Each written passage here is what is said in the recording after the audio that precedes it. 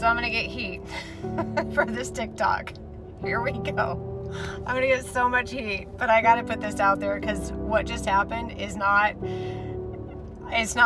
something I'll tolerate.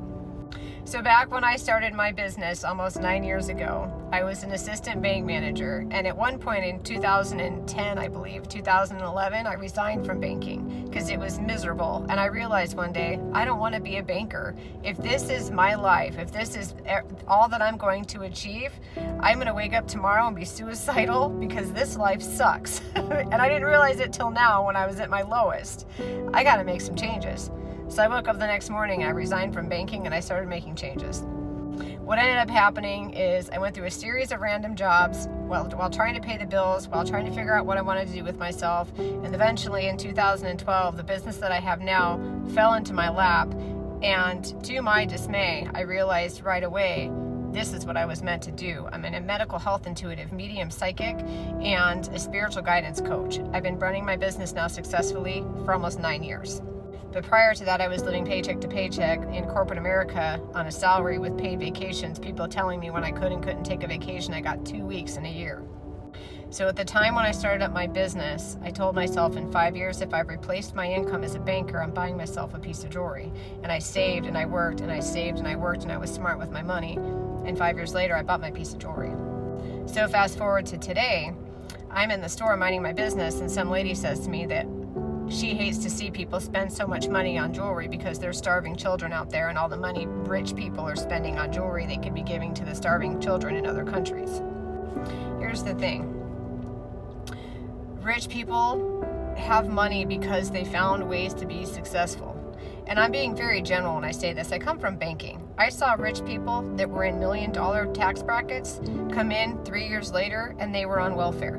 And I saw people come in on welfare, they came in years later and they were making 6 figures.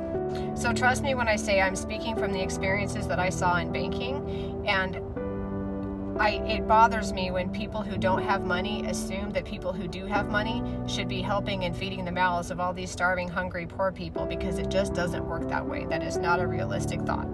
They also need to remember that there are people that are poor from other villages that are now making money, and they're successful because they found a way out, because they were creative and they were determined and they were focused and they were committed to their joy. And I encourage you to read a book by Ishmael Bea.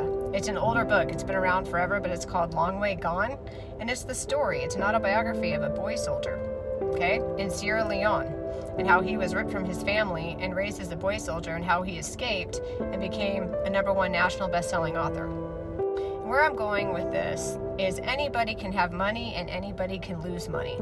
It is not something that is entitled to other people and not allowed to other people, because there are people that victimize themselves and try and allow themselves to think that they're meant to be poor and they're never going to have money or be successful. If you want to feed yourself that information, you want to accept that as your reality, that is your business, but it doesn't mean it's somebody else's responsibility to fix you and do your work because you don't know how to feed yourself positivity. There's not anybody out there that can fix that. That's on you. So if you want to be successful and you want to have money, you have to also want to be happy, and you have to want to be willing to work. You can't focus on wanting to be successful, but yet looking at the clock, counting down the minutes till you get to go home. You got to focus on your joy, and you got to focus on new ideas, and how are you going to expand, and how are you going to find your quality of life through manifesting your reality, through sticking true to your joy and your heart and what you want. It's nobody's responsibility to figure out things for you. That's your responsibility, and that's why other people are successful, because they understand that and they move in that energy.